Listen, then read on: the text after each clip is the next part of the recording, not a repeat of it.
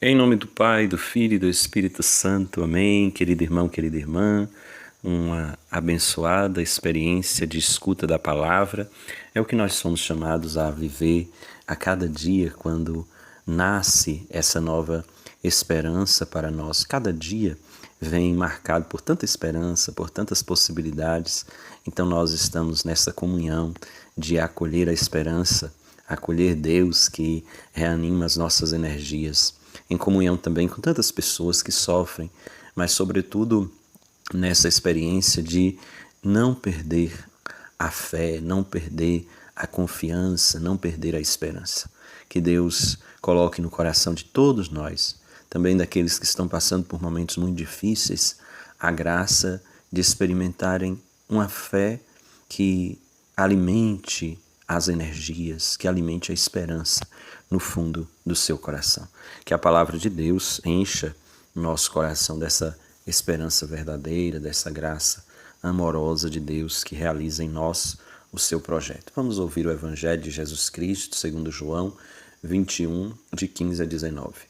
Naquele tempo, Jesus manifestou-se aos discípulos e, depois de comerem, perguntou a Simão Pedro: Simão, filho de João, tu me amas mais do que estes? Pedro respondeu: Sim, Senhor, tu sabes que eu te amo. Jesus disse: Apacenta os meus cordeiros. E disse de novo a Pedro: Simão, filho de João, tu me amas? Pedro disse: Sim, Senhor, tu sabes que eu te amo. Jesus disse-lhe: Apacenta as minhas ovelhas. Pela terceira vez perguntou a Pedro: Simão, filho de João, tu me amas?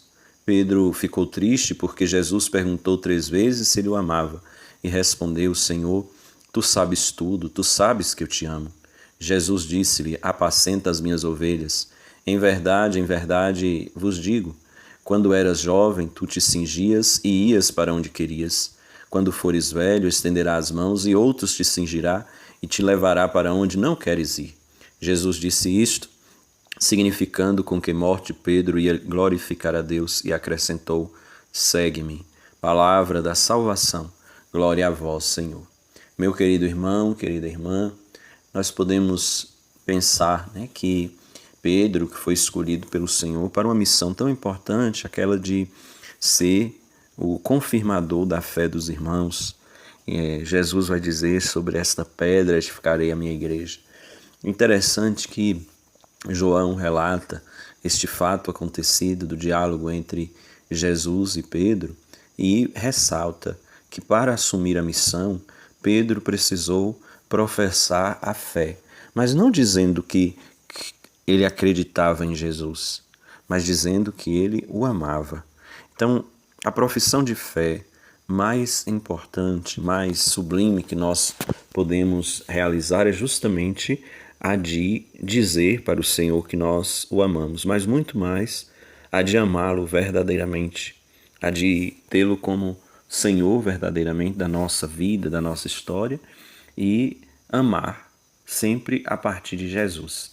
Muito importante que a gente lembre disso, que o nosso amor aos irmãos, ele é sempre a partir de Jesus. Nós aprendemos a amar a partir do amor que temos a Deus e do amor que nós sentimos da parte dele para conosco. O amor dele em relação a nós nos motiva a amá-lo e nos motiva também a amar bem, de forma certa, os nossos irmãos e irmãs. Então, nós podemos e devemos abrir-nos cada vez mais ao amor de Deus para a gente poder aprender cada vez mais a amar.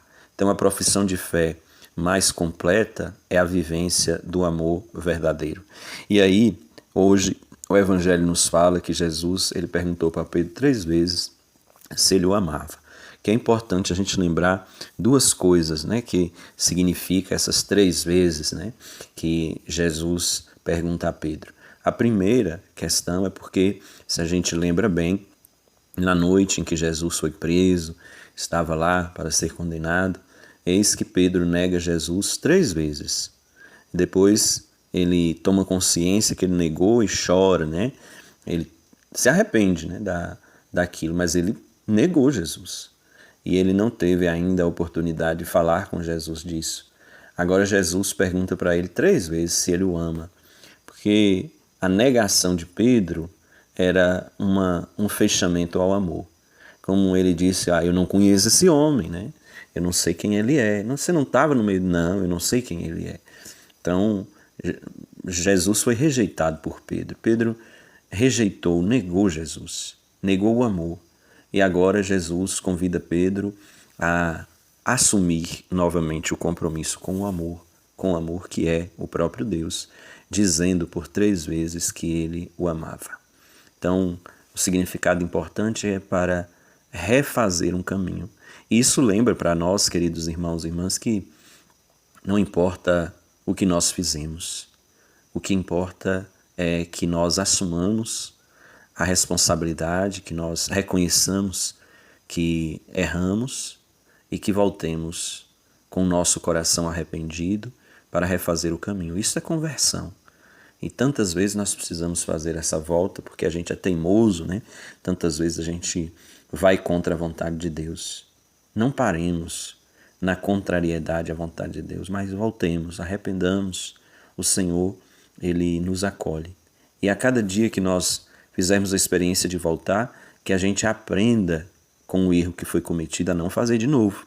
Né? Porque senão a gente fica muito assim, eu errei, vou voltar e acostumo lá com o erro. Não, eu errei, eu volto, mas eu preciso também me emendar, eu preciso melhorar, né? Para que não precise de eu estar voltando sempre, é preciso que eu continue no caminho sem estar errando. Né? Mas quando errar, não fique no erro, volte. Coloque o seu coração no coração de Deus, assim como Pedro fez, e diga para Deus, sim, Senhor, eu te amo. Eu quero que o Senhor seja realmente o Senhor da minha vida. Né? E aí outro importante significado tem relação com as palavras que são usadas. Né? Porque a palavra amor, na língua lá de Jesus, ela tem vários significados, vários jeitos de falar amor. E aí Jesus ele perguntava para Pedro assim, Pedro, você me ama como seu Deus, seu Senhor? Ele disse, sim, Senhor, eu te amo como meu amigão. Primeira, segunda vez, Pedro respondeu assim. Na terceira, quando Jesus perguntou, Pedro, tu me amas como teu Senhor, como teu Deus? Aí Pedro toma consciência e diz, sim, Senhor, eu te amo como meu Deus. Tu és o meu Senhor. Eu te amo como meu Deus. Então, querido irmão, querida irmã, algo importante que nós temos que ter no coração é que a nossa relação com Jesus, ela é uma relação de amizade, sim, mas Jesus não é qualquer amigo. Jesus é Deus. Ele é Senhor da nossa vida. Então a nossa relação de amor para com Ele deve ser reconhecimento do senhorio que Ele tem na nossa vida. Então nós precisamos ser amigos de Jesus, amar a Jesus, mas sempre lembrando que é Ele que orienta os nossos passos, que é Ele que é o Senhor do caminho, que é Ele a quem nós devemos obedecer, porque Ele é o nosso Deus. Nós professemos a nossa fé dizendo que amamos Jesus, mas que o amamos como nosso Deus e Senhor, como aquele que é de verdade o condutor das nossas vidas. Porque a gente pode começar a tratar Deus de uma forma assim, tão amigão, né?